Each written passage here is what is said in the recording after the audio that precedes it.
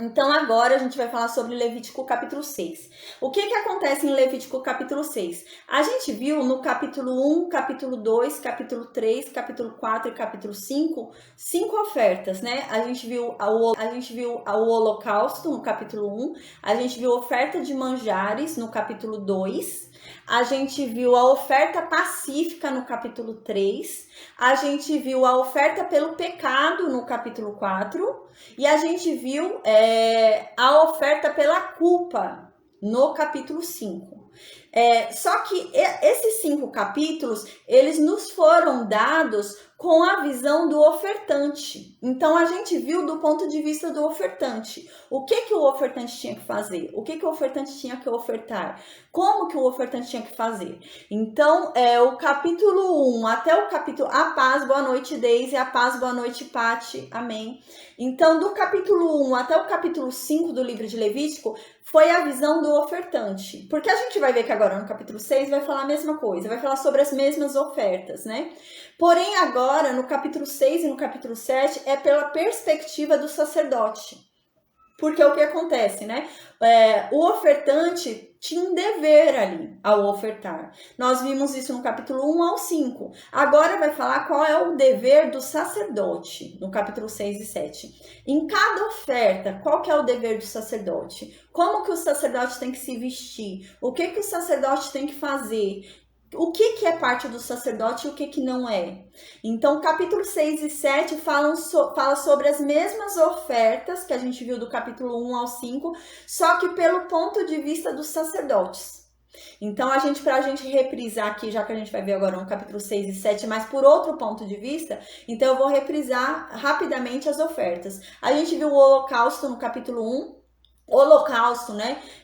Foi uma tradução dada, mas a palavra no hebraico não é holocausto, porque não é tudo queimado. A gente lembra que a pele é tirada, né? Então seria também a pele queimada, mas não é tudo queimado, né? Mas a grande parte é queimada ali, né? Igual, por exemplo, no hebraico é como a oferta que sobe, né? É o cheiro que sobe, é isso que é no hebraico, na língua hebraica. Mas na tradução foi colocado como holocausto, que significa oferta queimada, significa aquilo que é queimado, né? Tem a ver, porque realmente o que é o holocausto vai ser queimado, o restante não é holocausto, a pele não é holocausto, né? Então a gente estudou o holocausto. O que era o holocausto? O holocausto é o animal inteiro que é queimado, exceto a pele. Então a pessoa retirava a pele do animal e queimava o animal por completo, né? Aquilo era um holocausto. Era uma oferta de reconciliação com Deus, né? Então a gente havia visto que era uma oferta de reconciliação, no sentido de aplacar a ira de Deus, né? Então era oferecido esse sacrifício. Depois a gente viu a oferta de manjares, né? O segundo capítulo. A oferta de manjares era o quê? Era um presente. Eu só quero dar um presente para Deus, eu quero dar algo para Deus, né? Mas Deus já tem tudo, então o que eu posso dar para aquele que já tem tudo? Então Deus fala qual é o presente que ele se agrada. Então Deus fala, quer me dar algum presente? Então me dá uma oferta de manjares. A gente viu, né, que ofertas de manjares, então, eram em cereais. Então você dava ali farinha com azeite e incenso, né? Uma medida de farinha, azeite e incenso. Isso era um presente dado a Deus, né? Então a gente lembra que levava até o sacerdote essa oferta, né, com farinha, azeite e incenso. O sacerdote ele pegava uma parte daquela oferta, né, e lançava ali no holocausto, no altar de bronze, no altar do holocausto, no altar de bronze, e queimava aquela parte, né? E o restante daquela oferta, o sacerdote comia, ficava para o sacerdote e o sacerdote comia.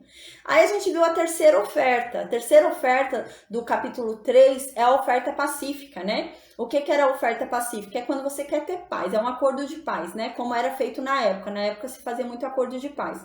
Então você queria fazer um acordo de paz com Deus, né? Então como que se celebrava um acordo de paz nessa época? As partes sentavam e comiam da mesma comida, elas dividiam a mesma comida. Então é assim que acontece na oferta pacífica, né? A pessoa vai lá, oferece um animal, a gente lembra que derramado, né, queimado no altar de bronze, somente a gordura e os rins daquele animal, né? Então a pessoa pegava aquele animal da oferta pacífica, queimava no altar os 2 rins e as gorduras do animal. E isso era a oferta pacífica recebida por Deus. Aí a coxa e o peito daquele animal ficava para o sacerdote. E o restante inteiro do animal ficava para a pessoa. Então a pessoa podia chamar os vizinhos e todo mundo comer, né? Então agora a gente vai ver um pouquinho mais sobre essa oferta também. A gente vai ver mais detalhes sobre essa oferta. Então a gente viu a quarta oferta também, que era a oferta pelo pecado. A gente viu que era o pecado da ignorância às coisas, aos mandamentos de Deus, né? Então a pessoa pecou por ignorância sem querer contra os mandamentos de Deus. Então a gente viu o que acontecia. Dependendo da gravidade do pecado, a gente lembra que o sangue tinha que entrar no tabernáculo. Dependendo da gravidade do pecado, né? Então a gente vai falar sobre isso também no Levítico capítulo 7, né? Porque esse sangue que entra, esse sangue desse animal que entrou no tabernáculo, os sacerdotes não podem comer o animal, né?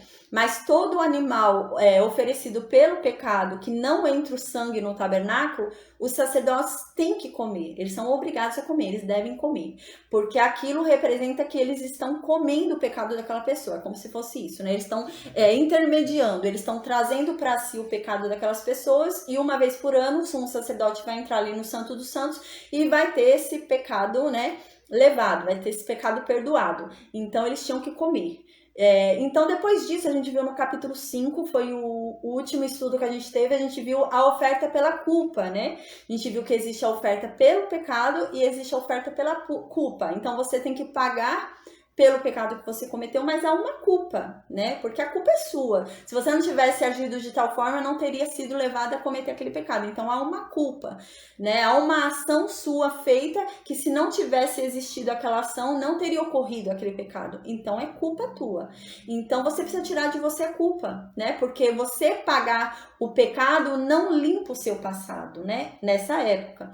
Então não limpava o passado. Então você precisava oferecer uma oferta pela culpa, para você ser perdoado das suas ações que te levaram a cometer aquele pecado. Então você não seria perdoado só do pecado, mas você seria perdoado das ações que te levaram até o cometimento daquele pecado, né?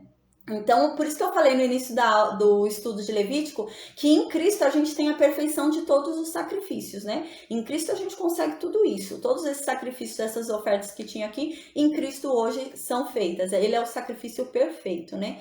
Então, em Cristo hoje a gente tem ele nos livrou da nossa culpa, né? E ele nos redimiu do nosso pecado. Então, nós temos nosso pecado pago por Cristo e nós temos a nossa culpa retirada de nós. Tanto que o nosso pecado é morto. Deus não se lembra mais do nosso passado, porque já não há mais culpa.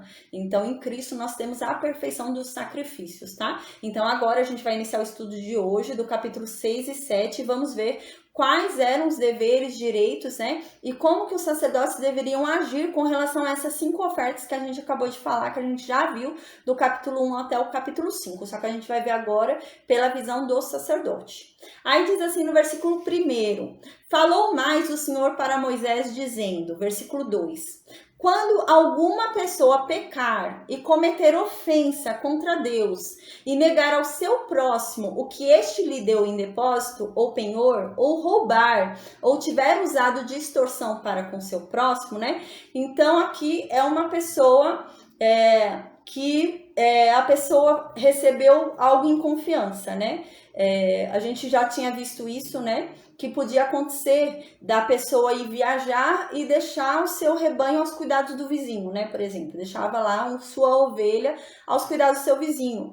E o seu vizinho, então, ele não cuida do depósito, ou ele pega o depósito para si e mente que não pegou, que não roubou. Então, ele roubou, ele pegou o que não era dele, ele furtou o que não era dele. É isso que está acontecendo aqui, né? Quando alguma pessoa pecar e cometer ofensa contra Deus, você acha que você está cometendo uma ofensa contra o seu próximo? Não, você está cometendo uma ofensa contra Deus fazendo isso, né?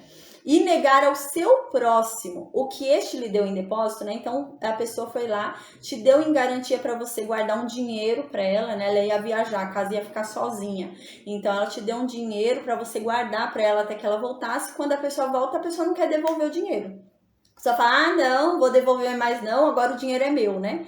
Eu tô há 30 dias com dinheiro, agora eu tenho direito do dinheiro. Mas não foi esse o acordo, né? Então aqui tá dizendo que quem faz isso peca contra Deus. Você tá pegando um dinheiro que não é teu. Você teve com aquele dinheiro na tua mão em confiança, a pessoa confiou em você.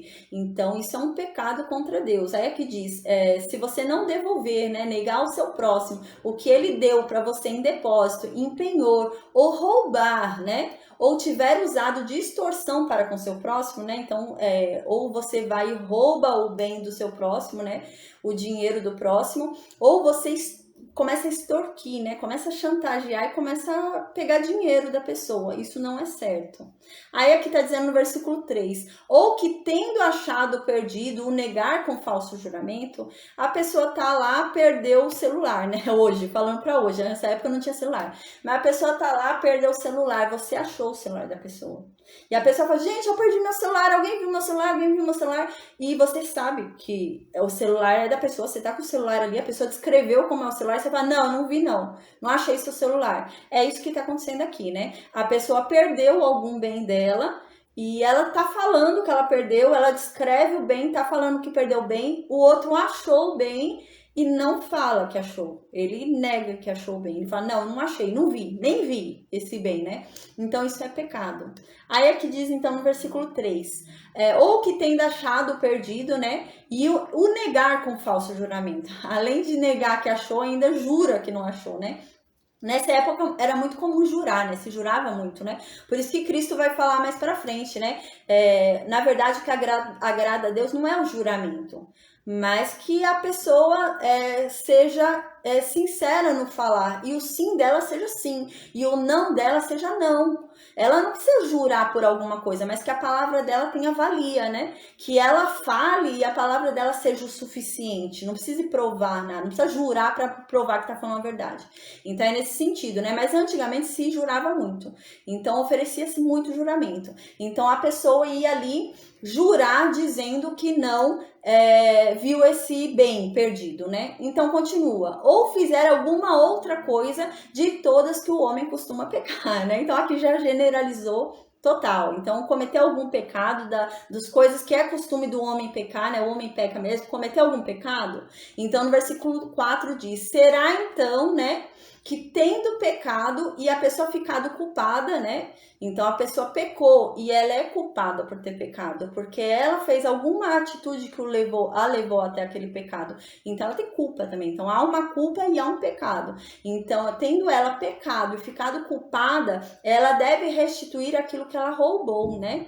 Ou que extorquiu. Ou o depósito que foi dado, ou o perdido que ela achou e não devolveu, né? Ou tudo aquilo sobre que jurou falsamente. Ela deve restituir. Tudo que for que ela fez, que não era dela, ela pegou, ou que ela mentiu, né, sobre aquilo, ela deve restituir, né? Deve confessar o pecado dela e restituir ao estado justo, né? Ao que devia ser. Aí diz aqui, a restituição deverá ser por inteiro, né? Então você deve restituir por inteiro aquilo que você tem culpa, aquilo que você cometeu pecado, deve ser uma restituição por inteira. E além da restituição inteira, você ainda tem que pagar 1/5 de indenização. Então, se você foi e acabou embolsando um determinado valor, né? Acabou embolsando 100, por exemplo, né? Aqui é 1/5, 50, né? 100, não, 100 tá certo, 1/5. Gente, eu tô péssima para fazer cálculo, mas acho que é 20, né? 100, 1/5, dividido por 2 é 1/5. Então, se pegou 100 moedas de prata, né? Você furtou da pessoa 100 moedas de prata. Você vai devolver as 100 que você furtou e mais 1/5, né? Sobre 100. Então, você vai pegar 100, dividir por 5 e devolver mais 1/5 desses 100 que você furtou. Então, além de devolver o que você furtou, o que você jurou falsamente, o que você extorquiu, né? Você deve devolver o que você extorquiu e mais 1/5, né? Deve devolver 1/5 de indenização ali porque você extorquiu a pessoa. Aí continua aqui no versículo 5, ou tudo aquilo sobre o que jurou falsamente e o restituirá por inteiro e ainda acrescentará a 5ª parte daquilo que você furtou, roubou, né? Aquele a quem pertence, né? A quem lhe era de direito. Lhe dará no dia da sua oferta pela culpa. Então, o que acontece aqui? Essa pessoa, ela pecou. ela cometeu um pecado, né? Além do pecado que ela cometeu, né? Ela tem a culpa, ela cometeu um erro ali, um pecado. E há uma culpa sobre o pecado que ela cometeu. Então, como que essa pessoa vai se livrar disso que ela fez? Antes dela oferecer o animal para se livrar da culpa, né, que a gente lembra que estudou isso na aula passada no capítulo 5, ela teria que oferecer um animal para se livrar da culpa. O animal livraria ela da culpa que é dela, porque foi uma atitude dela que fez essa injustiça acontecer. Então ela tem culpa. Mas antes que ela ofereça, né, a liberdade dela pela culpa, antes que a culpa lhe seja tirada, ela tem que restituir quem ela causou dano. Então, antes dela ir lá e oferecer a sua oferta, ela tem que restituir aquele que ela causou prejuízo. Então, ela deveria primeiro ir até a pessoa que ela roubou, furtou, extorquiu, né, prejudicou, e devolver aquilo que foi o objeto disso, desse prejuízo, e ainda acrescentar um quinto àquilo. Fez isso, ela devolveu o objeto, acrescentou um quinto, aí sim ela vai lá e oferece a oferta da culpa dela para se livrar da culpa, porque ela restituiu o objeto ali, né? Se não, não. Ela não vai oferecer a oferta da culpa se ela não se redimiu do pecado dela. Ela tem que se redimir. Nesse caso, a gente vê que a remissão do pecado dela seria ela ir lá devolver, né? Ela iria lá, devolveria a paz. Boa noite, Adriana. Então, ela iria lá, devolveria aquilo que foi roubado, aquilo que foi furtado, aquilo que foi extorquido, mais um quinto daquilo, e depois que ela vai oferecer a oferta dela de culpa, né? Senão seria hipocrisia. Então, primeiro ela se acerta com o erro dela, né? O erro que ela cometeu, ela tem que acertar, ela tem que restituir a situação ao que deveria ser, né? O justo. Se acertou com a pessoa, né? Ela se resolveu com a pessoa, colocou a situação na situação justa que deveria ser, aí sim ela oferece a oferta dela pelo pecado. Pela culpa, pelo pecado não, pela culpa. Aí diz no versículo 6, e agora, pela oferta da culpa, o que vai ser, né? O que essa pessoa deve oferecer quando comete esse problema, esse pecado, né? Essa causa aqui que aconteceu, né? Ela deve, então, pelo pecado que ela cometeu, restituir o bem que ela roubou, extorquiu, furtou, mais um quinto do bem, e para tirar a culpa dela, né? Porque a culpa não saiu. Ela devolveu o bem, mas a culpa não saiu. A culpa continuou nela. Não é porque ela fez as pazes, né? Não é porque ela foi lá e restituiu o dano que ela havia feito à pessoa. Não foi porque ela foi lá e pediu perdão que ela foi liberta da culpa dela. Não, ela continuava com a culpa dela ainda. Então agora ela tinha que se libertar dessa culpa. Aí a libertação da culpa dela era por meio do sangue. Aí aqui diz no versículo 6, e por sua oferta pela culpa, essa pessoa deve trazer do seu rebanho, né, ao Senhor um carneiro sem defeito. Então ela tinha que levar um carneiro, não podia ser outro animal, tinha que ser um carneiro. Conforme a tua avaliação, né, conforme a avaliação aqui do sacerdote, né, para a oferta pela culpa. E essa pessoa deve trazê-lo ao sacerdote. Aí no versículo 7 diz, e o sacerdote fará expiação por ela diante de Deus, e será perdoada de todas as coisas que fez, tornando-se por isso culpada. Então aqui essa é a oferta de culpa, né? O que é a culpa, né? São todas as ações que ela fez que a conduziram ao pecado. Uma coisa é você pagar o pecado, igual essa pessoa pagou o pecado dela e restituiu a coisa. Então ela devolveu para aquele que ela causou prejuízo o problema e ainda indenizou a pessoa, né? Mas a culpa ainda está ali nela, né? Porque as ações dela causaram aquilo. Se ela não tivesse agido de tal forma, aquilo não teria acontecido. Então há uma culpa. Mas aqui diz, né? Se ela fizer isso, se ela oferecer como oferta de culpa um carneiro, aí sim ela será perdoada de todas as coisas que ela fez. Então ela vai ser perdoada de qualquer coisa que ela tenha feito, que tenha a feito culpada por aquilo. Então qualquer atitude que tenha sido, que ela tenha tomado, ela jurou 3 vezes, ela mentiu, escondeu embaixo dela o objeto quando a pessoa entrou na casa, ela seria perdoada de todas as ações dela que ocasionaram aquilo.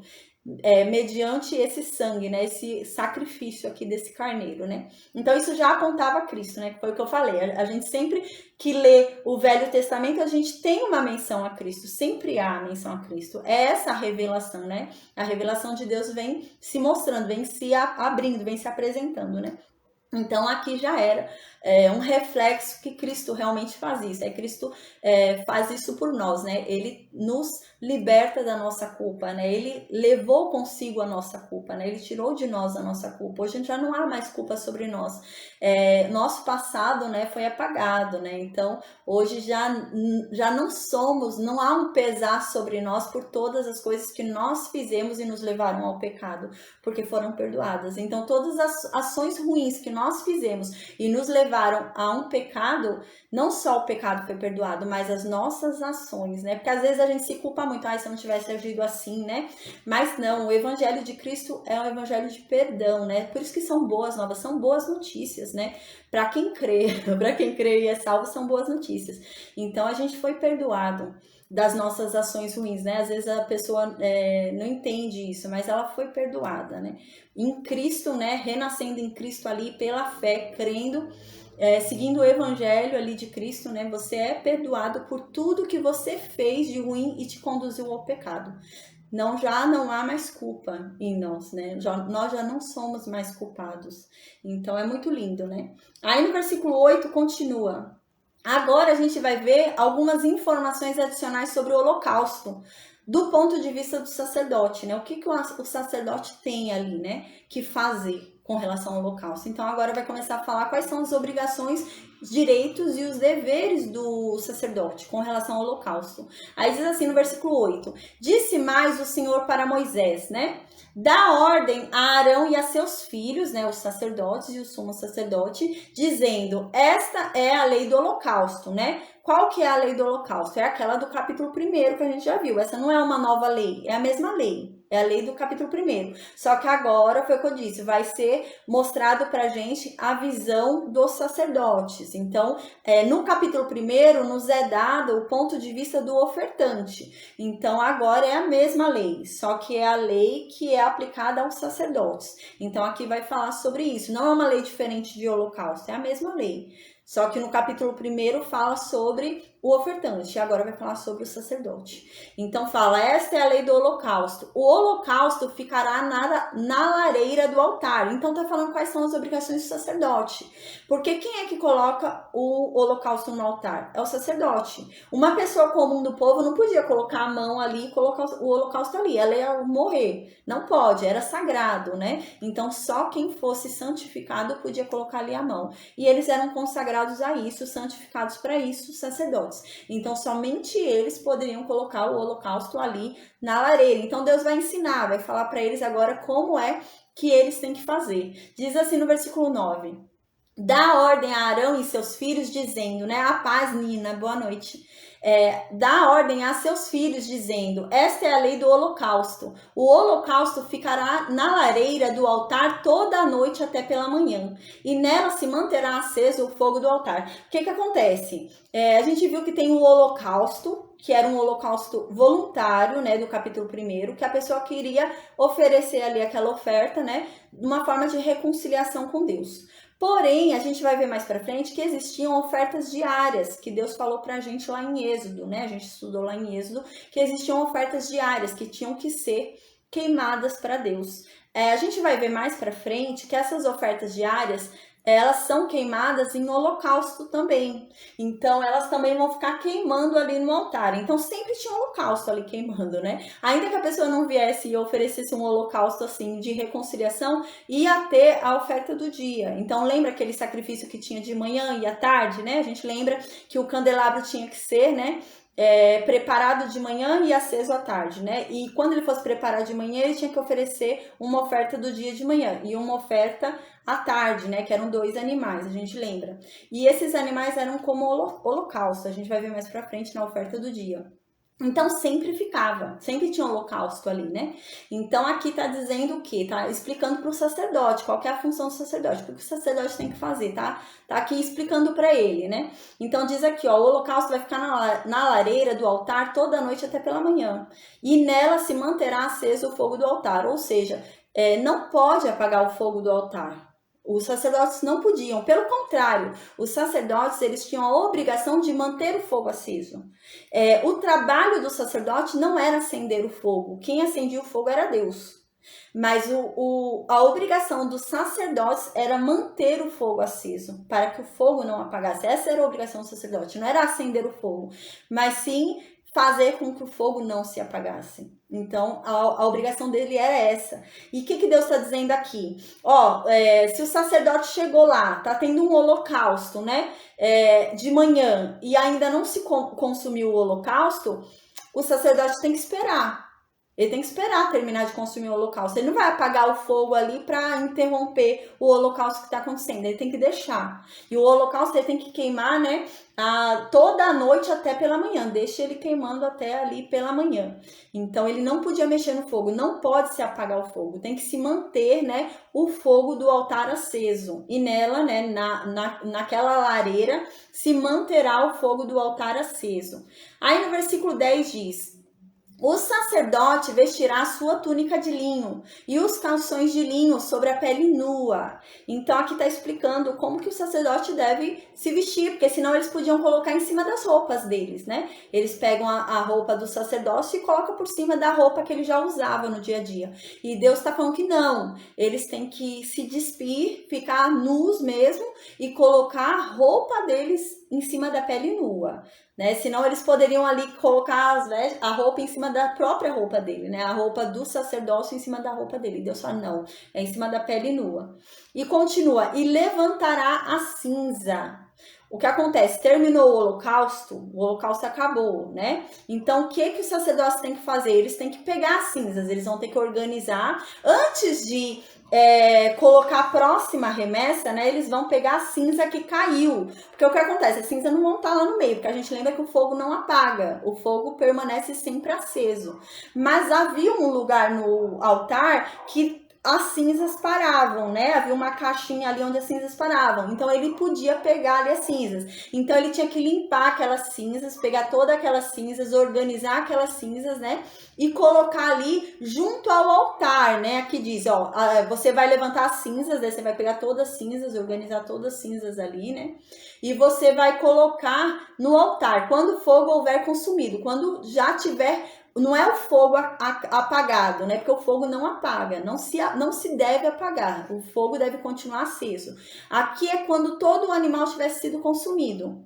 Quando terminou o consumo de todo o animal pelo fogo, o sacerdote vinha, juntava todas as cinzas, né? E consumido o holocausto sobre o altar e porá junto a este. Junto a este é o quê? Junto ao altar. A gente lembra que a gente já viu, né? Se eu não me engano, foi no capítulo 1, a gente viu qual era o lado que se matava o animal, que era o lado norte. A gente viu que o animal era sempre morto do lado norte. E a gente lembra que as cinzas ficavam do lado leste. E a gente lembra que a porta do tabernáculo também é para o lado leste, né? Então, as cinzas ficavam de frente para a porta do átrio, porque elas iam ser retiradas. A gente já havia falado isso antes, né? Que as cinzas são levadas para fora do arraial. Não ficam dentro do arraial as cinzas depois são levadas e colocadas fora do arraial, onde é queimada a oferta ao restante, né, do animal que sobrou da oferta pelo pecado, que o sangue entrou na tenda do tabernáculo, né, que a gente havia falado. Então essas cinzas, elas ficam ali num espaço, né, num espaço ali na frente do altar. Eles devem guardar ali as cinzas para eles prepararem, né, para o holocausto do dia. Mas a gente lembra que a chama tá ainda ali acesa, né, não para essa chama de acender. Uma curiosidade que tem, né, é que se fala que os animais são mortos do lado norte, né? Do lado norte do altar de bronze. A gente vai ver durante a Bíblia que há muitas profecias de que o mal vem do lado norte. Vem do norte o mal, né? Então pode ser, não sei, pode ser uma das explicações, né? Para se ter que matar o animal ali do lado norte. Mas não há, assim, uma explicação clara, né? Evidente, assim. Mas a gente pode concluir isso também. Tá? Então aqui a gente viu no versículo 10 que o sacerdote ele deve colocar as roupas dele, né, de sacerdócio na pele nua, e ele deve juntar as cinzas, organizar as cinzas ali. Depois que o holocausto já tivesse sido consumido pelo fogo, ele junta todas as cinzas e coloca ali junto ao altar. Aonde? Na parte da frente do altar, que é onde fica a entrada do átrio, porque já vai ser retirada, as cinzas não ficam lá. Então vai ser colocado ali na frente. Aí no versículo 11 continua: depois despirar suas vestes e porá outras, e levará a cinza para fora do arraial a um lugar limpo. Então é o que eu acabei de falar. Engraçado, quando ele chega lá e o holocausto foi consumido, para organizar as cinzas ele tem que estar com a roupa do sacerdócio. Então ele vai organizar todas as cinzas ali, colocar no lugar certo, com a roupa do sacerdócio. Mas agora, quando ele for levar aquelas cinzas para fora do arraial, ele tem que tirar a roupa de sacerdote. Então ele tira as roupas de sacerdote e põe as roupas dele. Ele pode pôr a roupa dele comum. Então ele colocava a roupa dele normal e levava aquela cinza para fora do arraial, né? Para um lugar limpo fora do arraial, que é o que a gente viu, né, no capítulo 4 e 5, que a oferta pelo pecado, quando entra dentro do tabernáculo, né, que os sacerdotes não podem comer o restante do animal, ele vai ser queimado nesse lugar, onde vai ser levada essas cinzas, né? Então essa cinza era levada para fora do arraial, e esse animal da oferta pelo pecado, que o sangue entrava na tenda, né, da congregação, então o animal tinha que ser queimado lá onde é jogada essas cinzas que a gente está falando agora no versículo 11, fora do arraial. Aí no versículo 12 continua: o fogo, pois, sempre arderá sobre o altar. Foi o que eu falei, o fogo não pode parar. Quem manda o fogo é Deus. A gente vai ver que Deus que vai mandar o fogo. Não são os sacerdotes que vão acender o fogo. Deus vai mandar o fogo. Mas a função dos sacerdotes é manter o fogo aceso. O fogo não pode apagar. E a função do sacerdote é fazer com que o fogo não se apague. Como? Arrumando as lenhas. Todo dia eles tinham que colocar novas lenhas ali, ajeitá-las para que o fogo não apagasse. Então, a obrigação dos sacerdotes era fazer com que o fogo não se apagasse. Deus mandava o fogo, mas os sacerdotes tinham o dever de não deixar que aquela chama se apagasse. Aí diz aqui, né, no versículo 12 isso: o fogo, pois, né, o fogo que estava ali no altar do holocausto, sempre arderá sobre o altar e não se apagará. Mas o sacerdote acenderá a lenha nele cada manhã, né? Fala acenderá. Mas não é que ele vai acender, ele não vai pôr fogo, uma lenha com uma tocha, né? Não é uma tocha, uma lenha com fogo. Não, ele não pode pôr fogo estranho ali.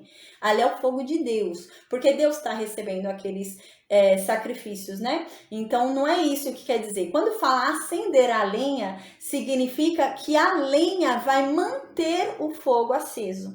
Conforme ele troca a lenha a cada manhã, aquela obediência dele em trocar a lenha a cada manhã e organizar, a gente vai ver que eles organizam a lenha, não é chegar lá e jogar as lenhas no altar, há uma organização daquelas lenhas. Então, isso fazia com que o fogo não se apagasse. Então, é nesse sentido que é falado aqui, né? Acenderá a lenha nele a cada manhã. Não é que ele vai colocar ali uma lenha com fogo, não. Mas a lenha, ao ser colocada, vai manter o fogo aceso. É isso que quer dizer. Aí, então, diz aqui, continuando, né? O fogo, pois, sempre arderá sobre o altar, não se apagará. Mas o sacerdote acenderá a lenha nele a cada manhã. E sobre ele porá em ordem o holocausto, né? Então, ele arrumava.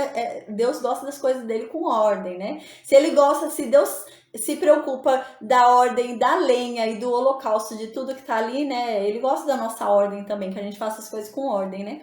Então, aqui, ele se preocupa com isso. As lenhas têm que estar em ordem ali para manter o fogo aceso, e os holocaustos também têm que estar em ordem sobre a lenha. E sobre ele, né, queimará a gordura das ofertas pacíficas. Há uma ordem aqui, né? O sacerdote toda manhã ia lá, trocava a lenha, né? Primeiro ele ia lá, antes de trocar a lenha, né? Primeiro ele ia lá e fazia o quê? Arrumava cinzas. terminou de queimar o holocausto do dia anterior, né? Porque a gente lembra que o holocausto ficava da noite até o dia seguinte queimando. Terminou de queimar todo o holocausto, o sacerdote ia lá e pegava as cinzas, né? Ele separava as cinzas, levava as cinzas lá para fora, né? Longe do arraial, e o que ele fazia? Depois ele pegava as lenhas, né, e ele colocava novas lenhas ali, né, ele acendia, ele colocava lenhas novas ali para aquele altar. Sobre aquela lenha ele colocava o holocausto, que é o que tem que ser queimado completo, tem que ser essa ordem, ele não podia pôr a gordura por baixo do holocausto, ele tinha que colocar primeiro o holocausto, por cima do holocausto era colocada a gordura das ofertas pacíficas, né. Então, a gordura das ofertas pacíficas era por cima do holocausto, até porque era mais fácil de ser derretida, né? Imagina, o holocausto ali já distribuído quente, coloca a gordura ali em cima daquela carne quente, ela vai derreter, né? Então, é até mais fácil. Então, era assim que era colocado. Tinha que colocar a gordura em cima dos holocaustos que estavam ali distribuídos, né? Não era direto na lenha, era em cima do holocausto. E sempre tinha holocausto, né? Como eu disse, não tinha um dia que não tinha holocausto. Sempre tinha holocausto ali. Aí no versículo 13 continua: o fogo arderá continuamente sobre o altar e não se apagará. Então aqui a gente vê que era fogo contínuo, né? Realmente. Deus vai mandar o fogo e eles têm que manter o fogo aceso. Não pode se apagar aquele fogo. Aí, então, agora no versículo 14, vai dar algumas informações adicionais sobre a oferta de manjares, que a gente já viu no capítulo 2. Aí diz assim: esta é a lei da oferta de manjares, no versículo 14. Os filhos de Arão a oferecerão perante o Senhor diante do altar. Então agora a gente vê que o ponto de vista aqui já está sendo dos sacerdotes, né? Ainda que fale as mesmas coisas que falaram nos capítulos anteriores, agora a gente vê que o foco aqui é Arão e os filhos de Arão. Antes o foco era o ofertante. Agora não, agora o foco é Arão e os filhos dele. Então aqui realmente é a mensagem para Arão e para os filhos dele, para eles saberem como que faz o ofício deles, né? Então aqui continua no versículo 15. Um deles, né, um dos sacerdotes, né, ou Arão ou os filhos dele, tomará dela, né, dessa oferta de manjares que o ofertante trouxe, vai tomar dela um punhado da flor de farinha, da oferta de manjares, com o seu azeite e todo o incenso, que a gente lembra, né? Que Deus havia falado no capítulo 2, quer me dar um presente, então me dá uma oferta de manjares, me traz farinha com azeite e incenso. Aí quando chegasse lá, agora tá falando do ponto de vista do sacerdote, né? Então o que você tem que fazer, sacerdote? Quando chega lá, você vai pegar um punhado dessa oferta que foi trazida, né, como um presente para Deus. Vai pegar um punhado, vai colocar ali sobre o altar, né, que tá queimando o holocausto e a gordura. Você vai colocar ali sobre aquele altar e eu vou recebê-la como uma porção memorial, né, e é agradável para mim. E o restante você vai comer, né? A gente vai ver que o restante vai ser de Arão e dos filhos de Arão. Aí diz no versículo 16: o restante dessa oferta, né, de manjares, né, que é o presente dado a Deus, Arão e os filhos de Arão devem comer, né? Eles vão comer. Aí aqui diz, né? Asmo se comerá no lugar santo, porque o que acontece? A pessoa veio da casa dela, a gente lembra que a pessoa podia vir com a farinha seca. A pessoa vinha com a farinha seca ali, a pessoa não vinha com o bolo feito, a pessoa podia vir com a farinha seca. Então imagina, a pessoa vinha com a farinha seca, derramava azeite sobre aquela farinha seca e jogava um pouco de incenso sobre aquela farinha seca, né? Então ele pegava desse punhado, dessa mistura aqui, né, de farinha seca com incenso, né, e com o azeite, e jogava ali no altar do holocausto, colocava ali no altar do holocausto em cima da gordura da oferta pacífica, né? E o restante ele devia comer. Mas aí agora para comer ele vai assar, né? Ele vai ter que assar porque estava crua. Então aqui Deus está falando, ó, quando for assar, não põe fermento. Você deve assar assim, do jeito que tá. Você deve assar desse jeito e comer desse jeito. Não ponha fermento para assar. É isso que Deus está dizendo aqui. E quando você for comer, você não vai levar isso para sua casa. Você não vai sentar e comer com sua mulher e seus filhos na sua casa, não. Você vai comer aqui, no santo lugar. A gente lembra, né, que o tabernáculo tem o santo dos santos e tem o santo lugar, né? E o átrio é fora do tabernáculo. E eles deviam comer ali, dentro do tabernáculo, no santo lugar, no lugar santo, né? Aqui é o santo dos santos, que tem o véu, e eles deviam comer aqui, porque é santo aquilo. Aquilo foi uma oferta a Deus, né? Um presente a Deus. E Deus decidiu dividir com eles o presente que recebeu. Então, eles tinham que comer aquilo no lugar santo, né? Deus havia dado um presente para eles, então eles deviam comer no lugar santo. Aí no versículo 17 continua: levedado não se cozerá, né? Então você não deve pôr fermento, nem não vai fazer eles de jeito nenhum com fermento, né? Sua porção dei-lhes das minhas ofertas queimadas. Então aqui Deus está falando, ó, vocês não vão assar, cozer, não vão fazer nada com fermento nessa oferta, porque a porção de vocês eu dei da minha oferta. Eu dei do que era meu, eu tô dando para vocês. Então não coloquem fermento, porque era meu isso. E eu tô dando para vocês. Então não coloquem fermento. É um presente que eu tô dando para vocês, né? Aí aqui diz: pois é coisa santíssima, né? E coisa santíssima você não põe fermento, não podia pôr fermento, né? Nessa época em coisa santíssima. Então Deus deixa bem aqui frisado, né? Porque é coisa santíssima. Não inventem de pôr fermento. Comam assim, quer assar, você assa, sem fermento. Aí diz, é como oferta pelo pecado e a oferta pela culpa, né? É coisa santíssima como a oferta pelo pecado e a oferta pela culpa, que vocês devem sentar e comer como tá. Porque o que acontece? A gente lembra, né, que eu falei que a oferta pela culpa e pelo pecado, eles têm que comer. Quando não entra o sangue dentro do tabernáculo, né? Quando não entra o sangue dentro do tabernáculo, os sacerdotes eles tinham que comer dessa oferta. Por quê? Porque eles precisam trazer para si a culpa e o pecado daquela pessoa, para que uma vez por ano o sumo sacerdote carregue todos os pecados lá no Santo dos Santos, né? Então eles precisavam comer, como se eles estivessem pegando o pecado para si, o pecado e a culpa da pessoa, né? Então eles tinham que comer. E quando eles comiam, eles não podiam acrescentar nada. Então se eles estavam comendo ali a oferta pelo pecado e pela culpa, eles não acrescentavam nada. Não punham um temperinho ali, não, eles comiam ali do jeito que estava. E aqui diz a mesma coisa, assim como vocês não colocam nenhum tempero, não fazem nada com a oferta pela culpa e pelo pecado, vocês comem do jeito que tá, vocês devem comer essa do jeito que tá, porque é coisa santíssima também. Aí no versículo 18 continua: todo varão entre os filhos de Arão comerá da oferta de manjares, estatuto perpétuo será para as vossas gerações dentre as ofertas queimadas do Senhor. Tudo que tocar nelas será santo. Então aqui está dizendo que todos ali podem comer dessa oferta de manjares. Todos os sacerdotes podem comer dessa oferta. E diz aqui, estatuto perpétuo será para as vossas gerações dentre as ofertas queimadas do Senhor. Ou seja, para sempre pode passar gerações. Arão pode morrer e vir 10 sumos sacerdotes depois de Arão. Essa oferta vai continuar sendo assim. Vai ser uma parte dada em altar como oferta queimada e uma parte os sacerdotes devem comer. Vai ser sempre assim, de geração em geração, né? Vai ser sempre assim o ritual dessa oferta. Aí aqui continua, tudo que tocar nela será santo, né? Aqui não está dizendo que tudo que tocar nessa oferta de manjares vai virar santo. Não é isso que quer dizer, porque a oferta não santificava nesse tempo. A gente vai ver que se alguém impuro, né, tocasse em uma oferta, a oferta devia ser queimada, porque ela tinha se tornado impura. Então, a oferta sagrada, santificada, não purificava a pessoa, né? Ela se tornava imunda.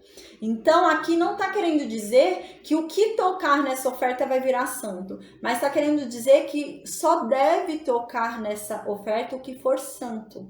Então, para tocar nessa oferta, precisa ser santo, senão vai morrer. É isso que está querendo dizer. Não está querendo dizer que se você tocar, você vai virar santo. Mas está querendo dizer que para você tocar, você tem que ser santo. É isso, né? E eles, assim, eles eram consagrados e santificados para isso, né, os sacerdotes. Então, eles eram santificados, então eles poderiam tocar. Então, só podiam tocar eles, os sacerdotes. Outra pessoa do povo não podia, porque ela não era santa. Então, ela morreria. Então, não poderia tocar nessas coisas. Então, agora no versículo 19 diz assim, tô abrindo aqui, foi. Agora a gente vai ver um pouco mais sobre a consagração de Arão, né? Como eu disse, esse capítulo, o capítulo 7, é voltado para os sacerdotes.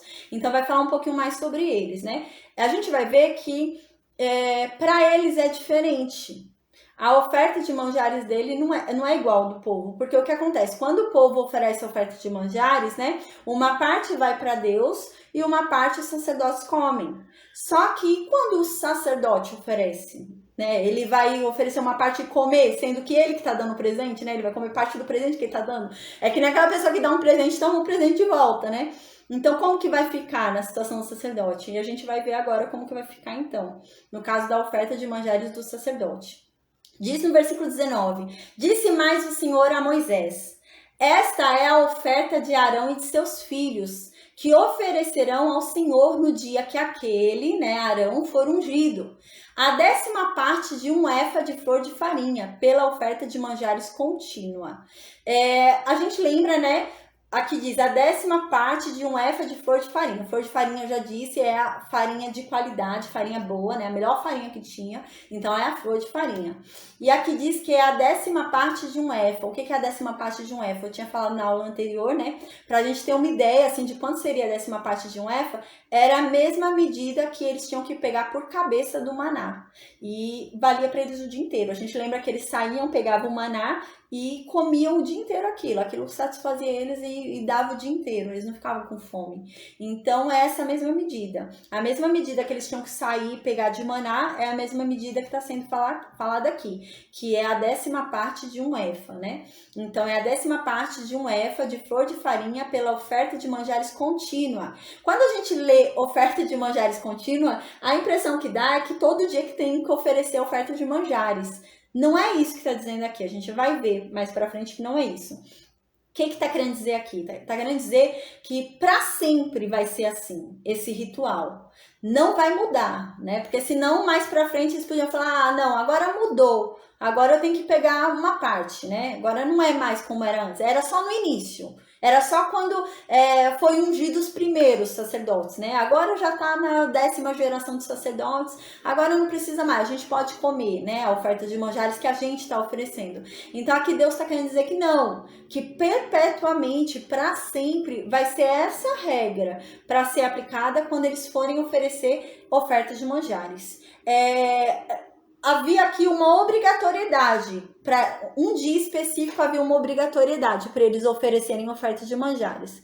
Era no dia da unção, quando o sumo sacerdote fosse ungido, eles tinham que oferecer essa oferta de manjares, os sacerdotes. Toda vez que um sumo sacerdote fosse ungido, eles teriam que oferecer. E aqui diz que é perpetuamente. Então, pode ser a 10ª geração de Arão. É assim que tem que ser oferecida essa oferta. Não vai ser diferente porque é a 10ª geração de Arão. Vai continuar sendo assim. Não tem cabimento eles pegarem parte do presente que eles estão oferecendo a Deus, né? Então, aqui diz assim, né? Oferta de manjares contínua vai ser, né? Então, perpetuamente. Para sempre vai ser. Não é que eles iam oferecer todo dia. Não, mas é que para sempre é assim. Esse ritual. Aí diz, metade dela será oferecida pela manhã. Então, o que acontece? Eles não vão poder comer dessa oferta, né? Dos demais, das pessoas ali da congregação, eles comiam uma parte, né? Agora não, eles que estão oferecendo. Como que eles estão oferecendo um presente a Deus e vão comer parte do presente, né? Não pode. Então, eles vão oferecer metade dessa oferta de manhã a Deus, vão queimar metade dessa oferta de manhã, e a outra metade vai ser queimada à tarde. Então, eles vão dividir a porção, né?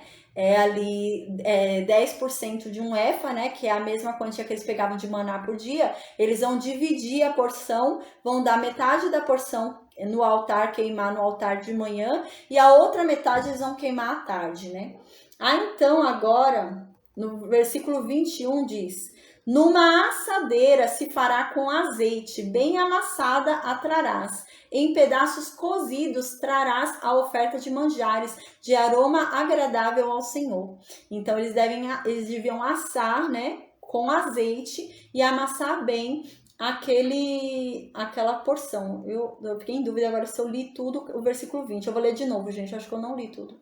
No versículo 20 diz assim: esta é a oferta de Arão e de seus filhos, que oferecerão ao Senhor no dia em que aquele, né, Arão, for ungido. A 10ª parte de um efa de flor de farinha pela oferta de manjares contínua. Metade dela será oferecida pela manhã e a outra metade pela tarde. Eu já tinha lido. Então, a gente viu, quando for nomeado um sumo sacerdote, eles têm que fazer esse ritual, eles têm que entregar essa oferta. Aí no versículo 21 diz, né? Numa assadeira se fará com azeite, bem amassada a trarás, né? Em pedaços cozidos, trarás a oferta de manjares de aroma agradável ao Senhor. Eles devem levar as duas, então, como oferta agradável a Deus, como presente a Deus, e não devem comer nada daquilo. Aí diz no versículo 22, também o sacerdote que dentre os filhos de Arão for ungido em seu lugar, ou seja, quando outra pessoa virar sumo sacerdote, quando Arão morrer e um descendente dele virar sumo sacerdote, e assim por diante, quando o outro morrer virar outro, e cada vez que virar um sumo sacerdote ali, né, eles devem fazer o mesmo, diz aqui, ó. Também o sacerdote que dentre os filhos de Arão for ungido no lugar de Arão, deve fazer o mesmo. E assim será por estatuto perpétuo. Será de todo queimada ao Senhor as ofertas dos sacerdotes. Então, para sempre vai ser feita assim, vai ser queimada de todo a oferta do sacerdote. O sacerdote do nada quer oferecer uma oferta queimada a Deus, ele pode. Oferta queimada não, uma oferta de manjares a Deus, ele pode. Só que ele vai oferecer como? Diferente das pessoas, né? As pessoas ofereciam, pegavam um punhado, derramava no altar o punhado que pegou e o restante era do sacerdote. Mas o sacerdote que quer oferecer uma oferta de manjares a Deus, ele tem que queimar metade de manhã e queimar à tarde. É sempre assim, não há outra forma dele fazer. Aí no versículo 23 diz, assim toda a oferta de manjares do sacerdote será totalmente queimada e não se comerá, né? Então nada vai ser comido pelo sacerdote, vai se queimar completamente, metade de manhã e metade ali à tarde. Agora a gente vai ver algumas informações adicionais sobre a oferta pelo pecado, né? No capítulo 4 a gente falou sobre a oferta pelo pecado. Então diz assim no versículo 24, disse mais o Senhor a Moisés. Versículo 25, fala para Arão e para os filhos de Arão, né? Esta é a lei da oferta pelo pecado. Foi a mesma coisa que eu disse sobre as outras leis, né? Não é que essa é uma lei nova, né? Não existem duas leis para a oferta pelo pecado. Não, é a mesma lei. A mesma lei que é aplicada lá no capítulo 4, 5, aqui um pouquinho no 6 também a gente viu, é aplicada agora também, né? Mas o que acontece é que agora vai ser falado sobre o ponto de vista do sacerdote. Qual que é o direito com relação à oferta pelo pecado do sacerdote? Qual que é o dever? Como que o sacerdote deve fazer com relação à oferta pelo pecado? Então agora vai falar para o sacerdote como que ele deve fazer com essa oferta. Então diz assim, no lugar onde se imola o holocausto, né, que a gente lembra no lado norte, que eu acabei de falar. Aí diz assim, se imolará a oferta pelo pecado, né? Então vai se matar também, a oferta pelo pecado também se mata pelo mesmo lado que se mata no holocausto. E diz, perante o Senhor, né? Então, fala que aqui, né, fala para matar no lado norte, né? A gente lembra, diz perante o Senhor, né? Perante a presença de Deus, impondo ali o lado norte, né? Aí diz, coisa santíssima né? Aí diz no versículo 26, o sacerdote que ao oferecer pelo pecado a comerá, que foi o que eu disse para vocês. E a gente vai ver que a oferta pelo pecado tem a mesma lei da oferta pela culpa. Então, se ele come a oferta pelo pecado, ele também come a oferta pela culpa. Porque a lei que é aplicada ao pecado, a oferta pelo pecado, é aplicada à oferta pela culpa. Os dois seguem a mesma lei. Então, se eles fazem uma coisa em um, eles têm que fazer no outro também. É a mesma lei para os dois. E aqui diz o que eu havia falado: o sacerdote que oferecer pelo pecado, a comerá. No lugar santo se comerá, no pátio da tenda da congregação. O que acontece? A gente vai ver mais para frente, agora mesmo nesse capítulo, que todos podem comer. Não é só quem vai oferecer ali, não é só quem está oficiando, né? Vem o ofertante oferecer o animal pelo pecado e tem ali o sacerdote oficiando o serviço dele, né? Intermediando ali, né? Fazendo o serviço dele. E aqui está dizendo que o sacerdote que oferecer aquele animal, né? Intermediar essa oferta, né? Ele deve comer esse animal. Só que a gente vai ver alguns versículos para baixo que todos os sacerdotes podem comer esse animal. Mas o que acontece no versículo 26? Está dizendo no versículo 26 que o sacerdote que intermediou, ele deve comer o animal. Porque o que acontece? Às vezes veio um animal pequeno, né? Não veio um animal tão grande assim, né? Dependendo da quantidade de sacerdote, né? Com o tempo, Arão no começo tinha poucos filhos, mas depois imagina a descendência de Arão crescendo, né? Iam ter muitos sacerdotes. Então, às vezes alguém não conseguia comer, participar daquele alimento, não conseguia comer a carne ali, né? Por exemplo, a oferta pela culpa. A gente lembra que tinha o pombinho, né? E não dava para todo mundo comer. Como que é todo sacerdote comer? Não dava. Então não ia dar para todo mundo. Aí aqui tá querendo dizer o que no versículo 26? Quem intermediou tem que comer. Pode ser que os outros não consigam comer, não tem problema os outros não comerem, mas tem problema aquele que intermediou não comer. Então, aquele que fez o sacrifício ali, que participou, que intermediou o sacrifício ali entre Deus e o pecador, ele deve comer aquele sacrifício do pecado. Então, ele tem que comer aquela carne. Ele não pode deixar de comer, ele tem que comer, ele tem que participar daquilo. Então, é nesse sentido que falo, que a gente vai ver um pouquinho mais pra frente, aqui nos versículos mais pra frente, que vai falar que todos podem comer, né? E realmente, todos podem comer. Mas, aqui não é a questão de que pode comer, mas é a questão de que deve comer. Aquele que intermedia, ele deve comer, não pode ficar sem comer. Agora, o outro, qualquer outro ali do sacerdócio, ele pode deixar de comer, não tem problema, né? Como eu disse no exemplo da pombinha, né? Como que ia comer todo mundo? Não dá, não daria, dependendo do número de sacerdócio, não daria para todo mundo pegar parte daquela refeição. Mas aquele que intermediou, ele devia comer, ele tem que comer. Se ele não comer, é problema, ele estaria pecando aqui, né, contra o ritual, contra coisas sagradas aqui, porque era para ele comer, né, porque a gente lembra que eu falei, eles tinham que comer a oferta pela culpa e a oferta pelo pecado, que não entrasse o sangue no tabernáculo, eles tinham que comer, porque eles estavam recebendo o pecado e a culpa da pessoa, né, para que depois o sumo sacerdote entrasse no Santo dos Santos para que o pecado fosse perdoado e a culpa fosse, se livrasse da culpa também, né? Então eles tinham que participar. Como que ele ia lá pedir pelo povo se ele não participou? Então como se ele tomasse para si o pecado e a culpa daquelas pessoas, né? Então ele tinha que fazer isso, não tinha como não fazer, ele precisava fazer. Então no versículo 27, continua, aqui também a gente lembra, né? Quando ele fosse comer a oferta pelo pecado, assim como a oferta de manjares, a paz, Simone, boa noite. Assim como era pela oferta de manjares, né, santa, ele devia comer no santo lugar, a oferta pelo pecado e a oferta pela culpa, ele deveria também comer dentro da tenda da congregação, ali no lugar santo, né? A gente lembra que tem o Santo dos Santos e aqui o Santo Lugar, que é onde fica o candelabro, a mesa da proposição, o altar do incenso. Ele devia comer ali, naquela parte, né? Porque é algo sagrado, né? É algo ali que Deus está repartindo com eles. Então, eles deveriam comer ali naquela parte, né? Amém, Simone. Então, eles deveriam comer naquela parte ali no santo lugar. Aí no versículo 27 diz: tudo que tocar a carne da oferta será santo. Se aspergir alguém do seu sangue sobre a sua veste, lavarás aquilo sobre que caiu no lugar santo, né? Aqui é mais uma vez aquilo que eu disse. Não quer dizer que aquela pessoa, qualquer pessoa que tocar nesse animal que agora é santificado, consagrado a Deus, esse animal, não quer dizer que essa pessoa vai virar santa, mas quer dizer que todo aquele que tocar deve ser santo. Então, para você tocar nesse animal que foi consagrado a Deus, você deve ser santificado. Então, qualquer outra pessoa do povo que tocasse, morreria, não podia tocar. Então, só podia tocar quem era santificado para isso, que era um sacerdócio. Então, é isso que quer dizer aqui, a mesma coisa que a gente leu um pouquinho atrás, né? Tudo que tocar a carne da oferta será santo, deve ser santo, né? Não pode alguém impuro, né? Ou alguém do povo, né? Não precisa nem ser impuro, mas alguém do povo ali que não tem o sacerdócio tocar naquela carne, porque aquela carne é carne santificada, é carne que tem que ser comida para purificação do pecado, né? E para perdão do pecado. Então, não é qualquer pessoa que pode tocar, somente quem foi santificado. Então, somente os sacerdotes podiam tocar naquela carne.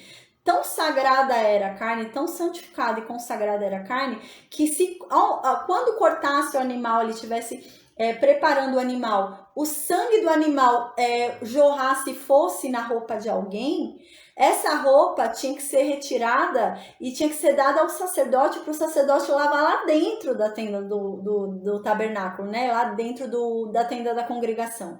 Então, era algo tão santificado que a pessoa não podia lavar na casa dela.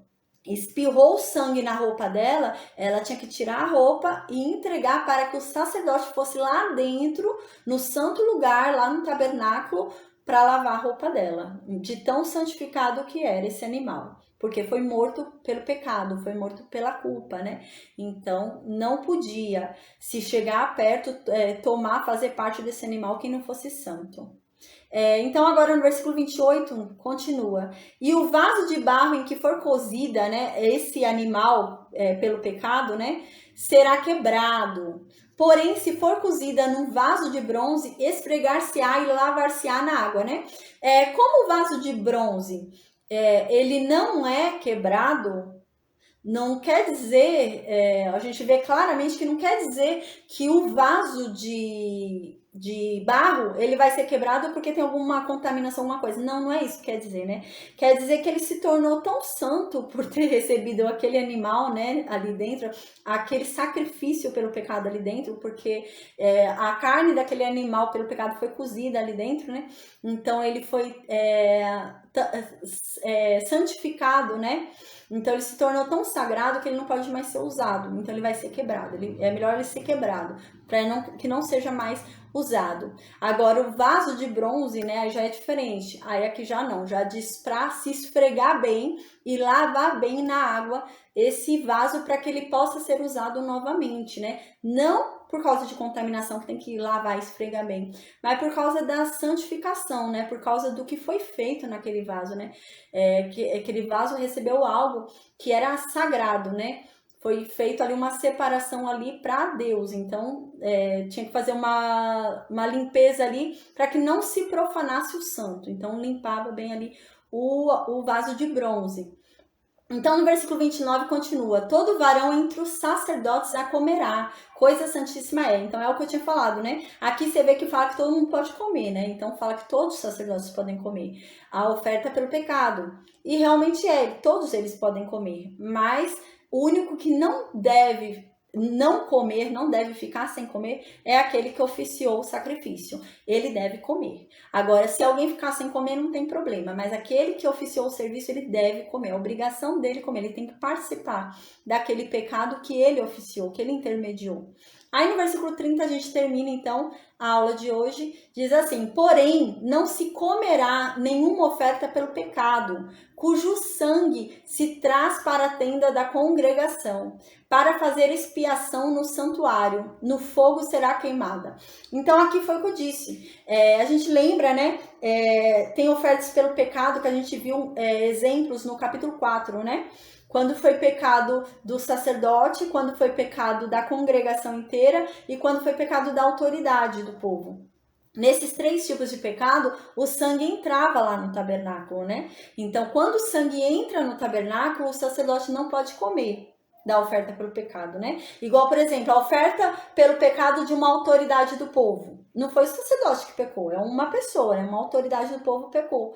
Então, o sangue entrou lá no tabernáculo. O sacerdote não pode comer, porque o sangue entrou no tabernáculo. Então, quando o sangue entrava, amém, obrigada Simone, amém, graças a Deus, que bom. Então, quando o sangue entrava no tabernáculo, eles não podiam comer, a gente tinha visto, né? E o que eles fazem quando eles não podem comer, né? E a gente lembra que é queimada a gordura no altar, né? É queimado os rins no altar, assim como é feito na oferta pacífica, é feito na oferta pelo pecado. Porém, o restante inteiro do animal é queimado. Mas é queimado aonde? Aqui só fala, né, no fogo será queimada. Aí não é no fogo do altar do holocausto, é no fogo lá fora do arraial, que a gente viu no capítulo 4, que mencionou, deu esse exemplo, né? No caso em que o sangue entra na tenda da congregação, no caso em que o sangue precisa ser derramado lá dentro, que a gente viu que o sangue precisou ser colocado nos chifres do altar do incenso, né? Ou no caso, por exemplo, que o sangue precisa ser derramado lá no propiciatório, né? No Santo dos Santos. Então, nesses casos, o animal não pode ser comido, não deve ser comido. O animal, todo animal que sobrou, né? Porque a gente lembra que só a gordura e os rins são lançados ali no altar, né? São queimados. O restante inteiro do animal deve ser levado para fora do arraial, onde se coloca as cinzas que a gente viu hoje, e lá onde se coloca as cinzas deve ser queimado esse animal por completo, né? Não deve ser comido. Então é isso que diz aqui.